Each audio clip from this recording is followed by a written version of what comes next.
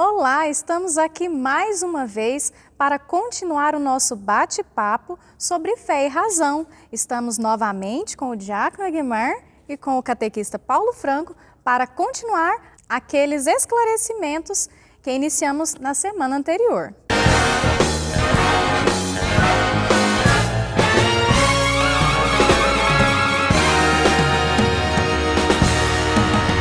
Vamos continuar agora com o diácono. Diácono, a igreja incentiva as pessoas a fazerem faculdade? Então, Aline, como no vídeo da semana passada meu companheiro Paulo disse sobre as universidades, não só incentiva, tanto é que as universidades surgiram da Igreja Católica, né? Vemos que no século XII, século XIII, nós temos a igreja como grande fundadora das grandes universidades, das grandes escolas, da grande educação do povo, né? Nós temos a faculdade em Bolonha, depois temos em Salamanca. Então, assim, os monges, a Igreja Católica sempre teve a cultura de ensino, sempre teve a cultura de estudo. As universidades, quando surgiram, foram até consideradas uma nova Grécia, né, e uma nova Roma no sentido da parte da educação. E muitos até classificam como mais, porque naquela época o ensino, o modo, né, não era tão global, universal como as universidades, né? Então a Igreja Católica tem essa grande tradição da civilização e da cultura ocidental. O Ocidente deve muito à Igreja Católica, primeiramente por defender a sua cultura, o seu modo, da invasão bárbara e da cultura bárbara, enfim, né, que causou grandes desconfortos na parte ocidental. Mas a Igreja, ela incentiva sim ao ingresso nas universidades, não só nas universidades, mas a pesquisa, o estudo, a formação humana. Por que a igreja incentiva isso? Porque a igreja é a favor da verdade. E a ciência, ela está em busca da verdade. Estando em busca da verdade, a igreja sempre vai apoiar. Porém, nós temos que entender que nesse mundo de hoje, no século XXI, nós vivemos em uma sociedade onde tudo que é transcendente, tudo que se fala de Deus é rechaçado pela ciência, como se a ciência fosse a dona da razão e dona de tudo. Claro que a ciência é importantíssima, sim, mas a ciência não consegue provar tudo, a ciência não consegue resolver tudo, né? Há um momento que chega no seu limite. Chegando no seu limite, precisa de alguma coisa para explicar. Aí nós entramos com a fé, né? com a ciência da fé, nós chamamos de teologia, digamos assim, né? Podemos assim chamar. Então a igreja incentiva sim o estudo, tanto é que, como eu disse, surgiu e ela disseminou pelo mundo inteiro como para a educação. No Brasil, por exemplo, os que de fato educaram o Brasil no início foram os jesuítas, né, com as escolas, com o ensino jesuítico, enfim, de muitas formas, né? E não só no Brasil, mas muitas partes do mundo, a Igreja Católica incentiva, cria e dá continuidade para que o ser humano possa se desenvolver, se adaptar e conhecer cada vez mais a verdade. Então, se você tinha dúvida em relação a isso, a igreja te incentiva sim, né, diácono? A procurar sim conhecimentos que vão te levar ao crescimento pessoal, à formação humana, para você também encontrar a verdade, não é mesmo? Sim, os padres, nós diáconos e padres, antes de sermos ordenados, nós fazemos dois cursos superiores, o curso de filosofia e o curso de teologia. Há muitos mitos em relação não vou estudar filosofia, porque filosofia vai fazer eu perder a fé. Uma filosofia mal intencionada, uma filosofia onde se quer a todo custo provar que Deus não existe, aí sim, pode ser que te leve ao ateísmo. Mas uma filosofia, nós chamamos de filosofia perene, a filosofia que leva verdadeiramente à busca da verdade, essa, pelo contrário, vai expandir o seu conhecimento, vai expandir a sua cabeça para que você possa compreender as realidades. Então, de fato, não é a filosofia que deixa a pessoa ateu, é a desonestidade intelectual que deixa as pessoas ateias. Muito bem, obrigada, diácono. Então, agora que nós já descobrimos que a igreja, sim, incentiva as pessoas a fazerem faculdade, procurar seu melhor conhecimento, como relacionar bem a fé e a razão na vida acadêmica? Obrigado, Aline, pela pergunta. Quando a gente entra na faculdade, de repente você que está assistindo, está prestes a entrar ou já entrou, está cursando, há um desafio que eu estou vivendo em Deus, eu quero mostrar que eu sou de Deus. Aí acaba acontecendo duas coisas. Ou você fica com muita vergonha e esconde aquilo às 7 chaves. Se o povo fala, a igreja queimava as bruxas, você fala, queimava mesmo, e se deixa levar. Ou então você acha que você é o salvador da pátria e que aí com um crucifixo maior que o crucifixo da porta da igreja no pescoço e quer pregar para os seus professores. E a gente esquece que fé é vida concreta. Gosto muito de São Paulo, porque São Paulo foi um homem muito versado nas escrituras e na ciência do seu tempo. São Paulo, para o tempo, era um homem de ciência, um homem de muita ciência. E ele dizia que não queria se valer da arte da oratória para convencer os povos, porque eles tinham que ser convencidos pelo poder de Deus, né? E complementa dizendo, Bento XVI, a igreja não cresce por proselitismo, mas por atração. Tomando isso como base, o que você tem que entender? Não é o seu discurso sobre a igreja que é o seu testemunho cristão na faculdade. O que é o seu testemunho? É a santidade que arrasta. É o seu testemunho de fato, de vida e não de discurso. É a sua vida que tem que falar assim, gente, aquele cara é diferente. Aí aqui eu quero chamar a atenção. Sou professor e às vezes fico preocupado na minha área de atuação e ver a seguinte realidade. Muitos daqueles cristãos que chegam na faculdade ostentando a Bíblia, os encontros que me preocupam, muitos deles são os mais preguiçosos e têm as piores notas. Então, já não é um começo de testemunho na vida acadêmica. Então, primeira coisa, se você quer ser um testemunho de cristão, cristão não é preguiçoso, cristão tira nota boa, estuda pouco, diácono, para terminar para ser padre. Não, estuda muito. Estuda muito, tem que tirar nota. Então, assim, preguiça é a primeira coisa que você tem que erradicar. Então, o primeiro testemunho que você tem que dar é ser um bom aluno e conhecer bem a sua fé. Porque São Pedro diz para a gente defender a nossa fé e não atacar a fé dos outros. Eu tenho que estar pronto para responder. Eu não tenho que estar pronto para atacar. Então, o que acontece? Eu estou firme na minha fé. Eu entro dentro de uma sala de aula e se um aluno me faz um questionamento, eu tenho que estar firme na minha fé. Primeiro, para mim. Para mim, não é para debater com os outros. Eu tenho que estar firme para mim. Então o professor fala, você está falando aí de astronomia, mas e Galileu? Galileu foi um problema, não só religioso, mas como histórico. Não foi simplesmente a igreja errou. Mas aí o que acontece? E depois, todos os outros feitos na astronomia antes e depois. Um George Lemaître com a teoria do Big Bang não conta? Então, ter essa serenidade de saber que houve papas escandalosos na história da igreja e ser muito em paz com isso, saber que quem governa a igreja é Jesus Cristo e que a gente não vai se perder. Então, seja firme na sua fé e seja muito bom naquilo que você faz na sua faculdade. Então, não chega atrasado, não marque com os alunos de matar a aula dos professores, né, Aline? A Aline também é professora. Nada de agendar para todo mundo matar a aula do professor para não ter aula. Dê testemunho. Não colar nas provas. Não colar nas provas, porque é um roubo intelectual. Você está cometendo um pecado de roubo. Você está usurpando a propriedade intelectual alheia. Então você tem que testemunho. Então não é pegar a Bíblia e sair gritando na faculdade. Não, é a sua vida, o seu testemunho tem que ser esse grande grito. Isso mesmo, a nossa fé tem que ser revelada, então, de acordo com as nossas atitudes.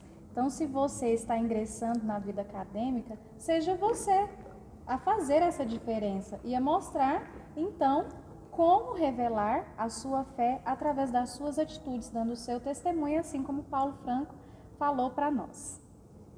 Então, Diácono, assim como Paulo Franco esclareceu como relacionar bem a fé e a razão na vida acadêmica, nós precisamos também relacionar esta fé, conciliar a fé e a razão na vida da igreja. E como nós podemos fazer isso então? Relacionar a nossa fé e a razão na nossa vida na igreja. Importante nós atermos sobre um documento que o Papa João Paulo escreveu, uma encíclica, uma das últimas, né?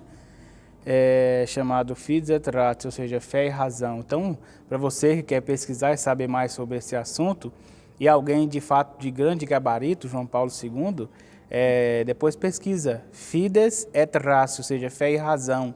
Essa encíclica vai abrir a sua cabeça para compreender um pouco mais sobre o que nós estamos tratando.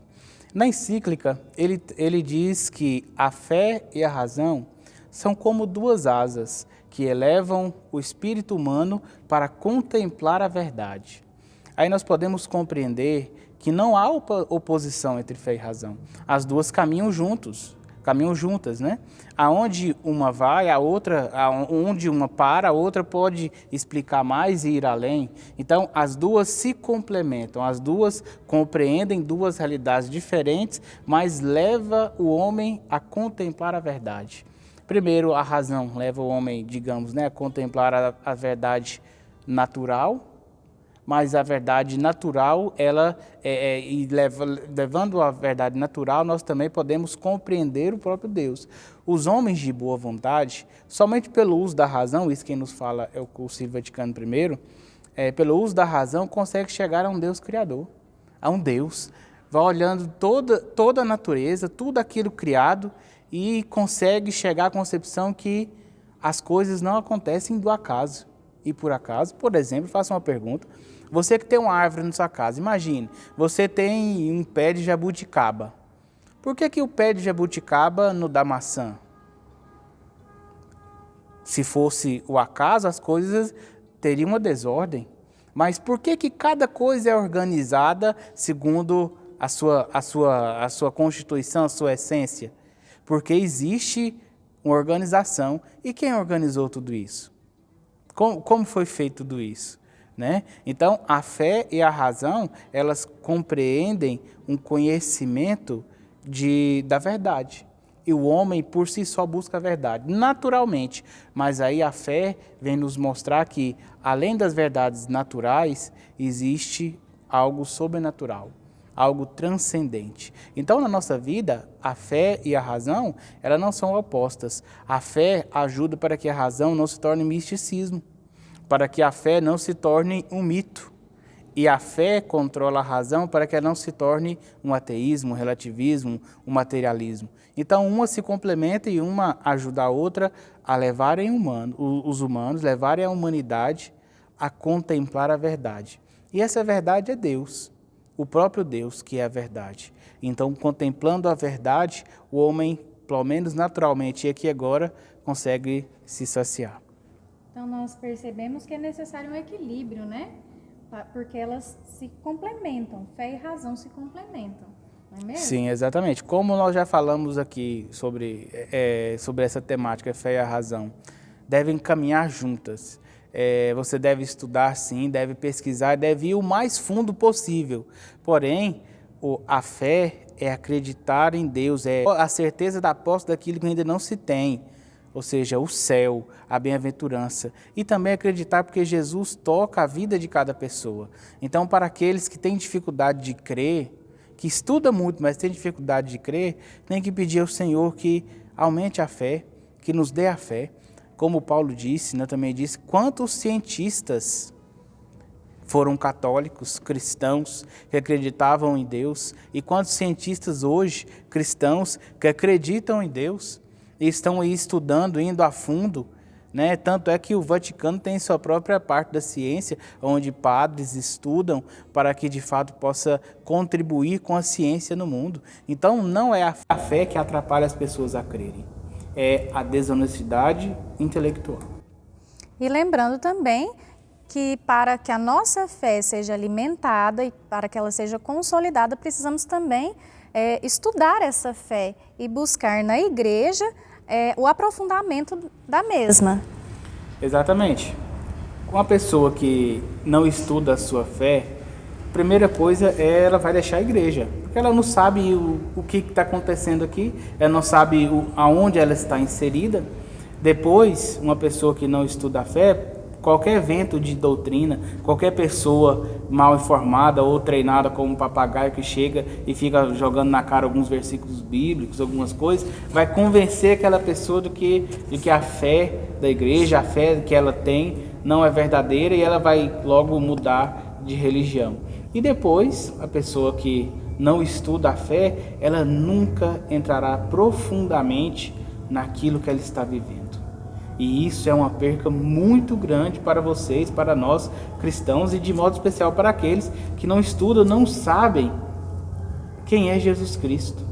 Jesus, a fé, não é só um modo intimista de ter, de viver.